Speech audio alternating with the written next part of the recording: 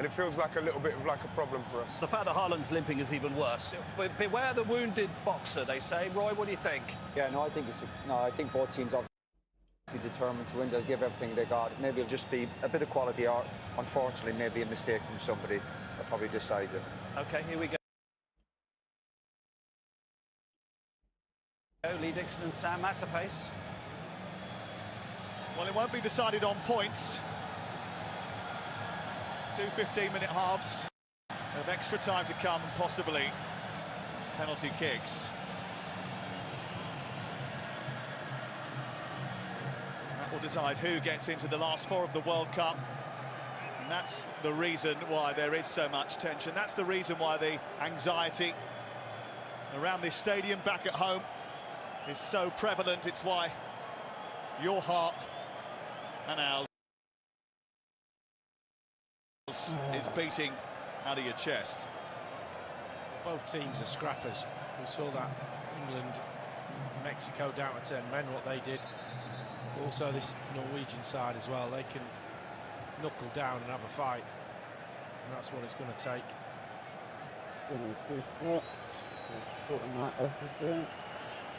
England have one more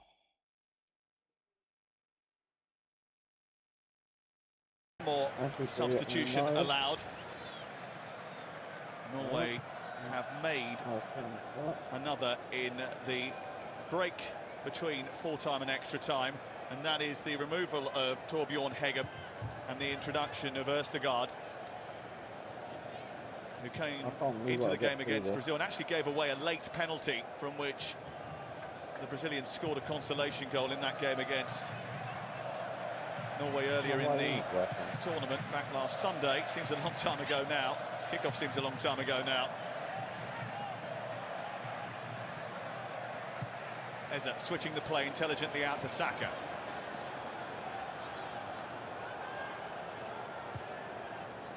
Whipped in by James, sorry, towards Rodgers. Just didn't get his delivery right there, Reece James, and usually so reliable from that sort of area. It's not a difficult cross to knock in. Just they'll do it this way. Saka trying to cause problems for the second half left back Pedersen. He's got a bit of an issue. He's given away a corner here.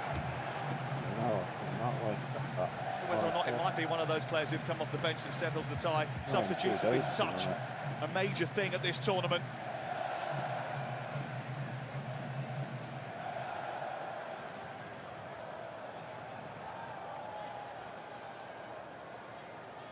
England corner. Remember, they scored after the first few seconds of extra time in that game that we were at the last European Championships, after Bellingham had done his overhead kick in the dying seconds of normal time. Saka into the near post. Dealt with by Ayer, who was complaining he was being held. Saka again, it's a deeper one. Kane peeling off, heads it back across the face of goal. And Neeland gets enough on it, just about.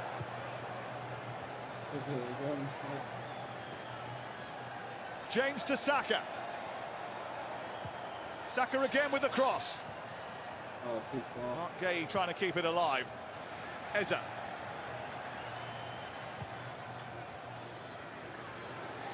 Rodgers from distance. Neeland spilt it.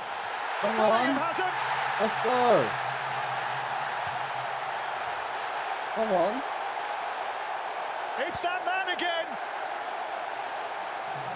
Jude Bellingham taking advantage of a slip by Neeland. How costly could that be for Norway? How precious could it be for England? The roof goes off the entire country. And Jude Bellingham is the one that shot it into orbit. England lead in extra time. And Jude Bellingham has put England 2-1 up. Well, he made a couple of brilliant saves against Brazil, Neeland. On this one, he won't want to watch this again. Out at your feet. Rodgers on target, and that's an easy save for him. Bellingham tried to get on a rebound in the first half from Kane, Tried his luck again, he gets there first, it's a tap-in, so important for England. Presence of mind to follow the ball, hoping that happens, he did. Is that the goal?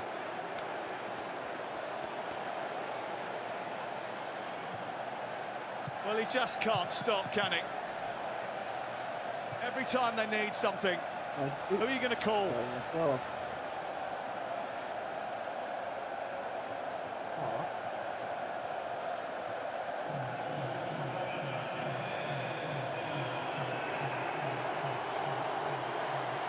He's got an eye for a goal, we know that. But it's those little poacher goals that make him even more valuable. Willing to take that little 5-6 yard run just to cover the goalkeeper in case. Ostergaard just come on, number 4 on his back, asleep. Bellingham wants to win the game, gets in front of him.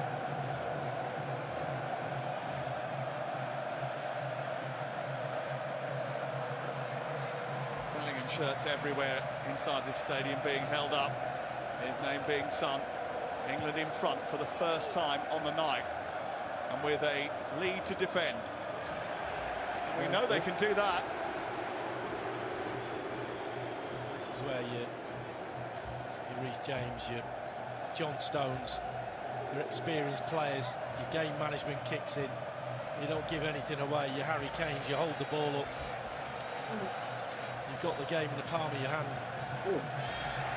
Spence intervenes well. Morgan Rogers, who took that long shot, and it shows the value of taking a gamble, buying a ticket. Sometimes you win the lottery. Good play forward by Spence. Bellingham couldn't get there, but England have won it back. More snap.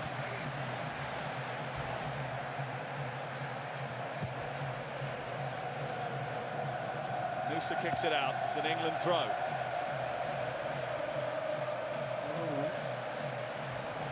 Yeah, he's the boy, all right. His 9th goal at a major tournament, goes level with Alan Shearer. Lineker on 10, Kane on 21.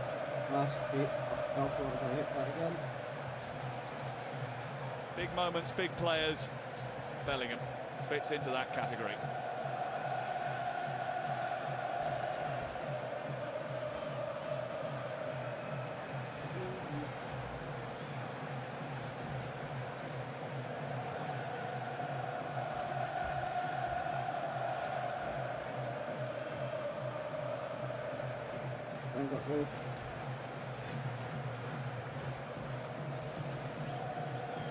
Østegård.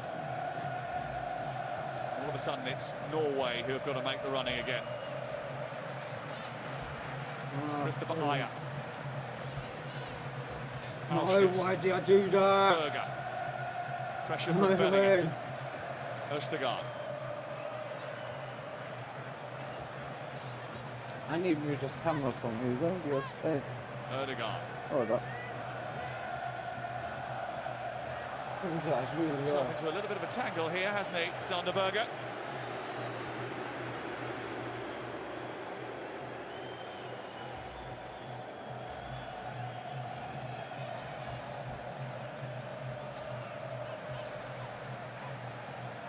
We saw the game in the Azteca League, and England defended brilliantly. What's your advice to them now as they go into this period of the game where they have the lead for the first time in it? Yeah, game management we talked about, nearest player to a red shirt, just go and close down, don't leave any spaces. Just being passive is not enough, you've got to engage. When this guy gets on the ball, you have to engage him, don't give him any space. Don't let him pick the pass, make him force a pass. And when you get it, keep it. Be helpful. Bellingham helps it on. Rogers, an age-old teammate, goes chasing. Ayer puts it out. Score another one, that's a good tactic. it's coming out. Easier said than done. And certainly in this heat that has been draining physically, mentally, it's Bellingham who's stepped up and put England in a very strong position.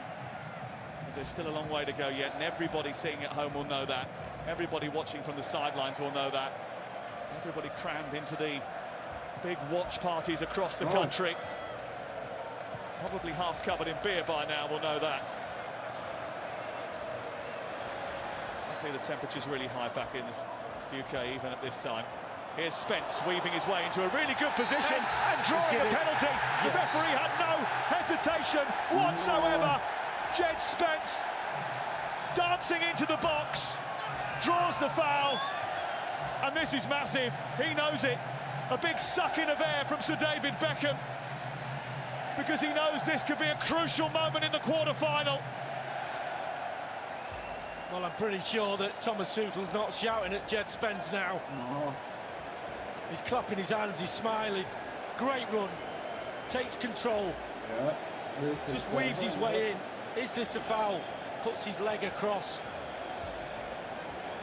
He's manufactured that, but I don't care. He's kicked the back of his leg. Oh. Christina Unkel, give us your assessment of the decision as the penalty gets checked here. VAR is checking to see whether or not he steps into his space. I would not be surprised, and most likely there will be a recommendation for VAR to overturn this penalty decision. Spence stepping into, initiating the contact and drawing it is a clear and obvious error and should be recommended for an overturn of a penalty. Oh dear. Well, that's not what we wanted to hear. The bearer of good news. Well, a nervous wait then for England, and now the VAR has sent Clement Turpin to the monitor, and England, who have suffered a little bit of disappointment from VAR reviews this summer, might be suffering another one. Remember, they benefited from the fact that Norway had a goal disallowed earlier in the game by this method. Well, there's no doubt, it's a great run, really is. And then he still step across with that right leg. Can he put his right leg where he wants? I'm sure he can. Does he initiate a foul? Is he trying to protect the ball? I thought he I had think it, that's man. half of one. Well, is it a clear and obvious error? Not for me. Christina thinks that it is, and the VAR obviously does, so what does Clement Turpin say? The whole nation awaits the verdict After of that review, man. the attacker put his leg in front of the defender without any foul. So final decisions, no foul. Oh no. Well, Norway breathe a huge sigh of relief. Oh, lucky. No penalty is the verdict, and England and the whole of a nation that were up on their feet thinking that they were going to get a golden chance to go further ahead have just had their bubble burst. What I will say about that, if you just watch his body position, he's slightly off to the left. Now, for me, he's putting his leg across the defender. There's no doubt about that. But he's also trying to protect the ball. So there's an element of doubt. I don't think that should have been overturned.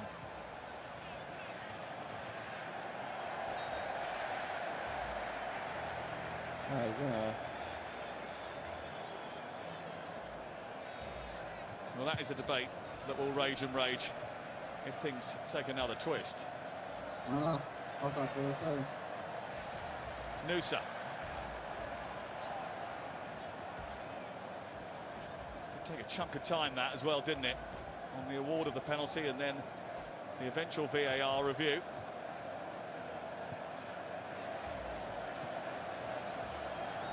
Pedersen trying to get forward. Anderson manages to fend it away. Is that handball by Ayer? Certainly Thomas Tuchel is going balmy down in front of us because he believes it was.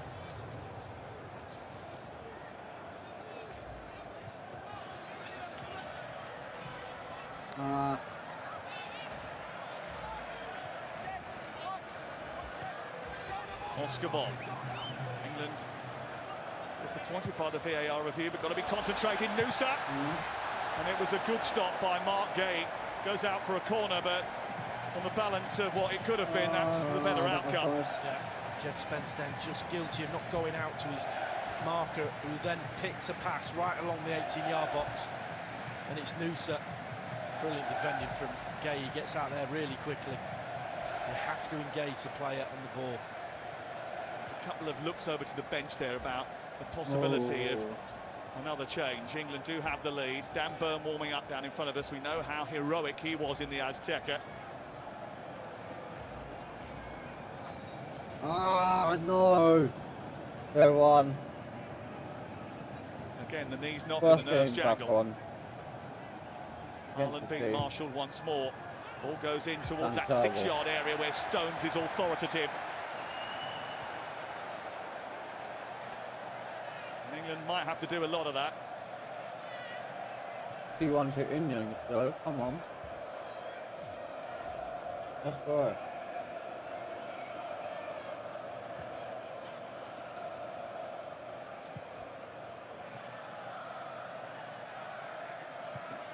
Going down. Back with Noosa again. And it's into Ødegaard. Trying to caught this defence once more. A cross goes straight into the arms of Pickford, and they'll be absolutely delighted that that's the case.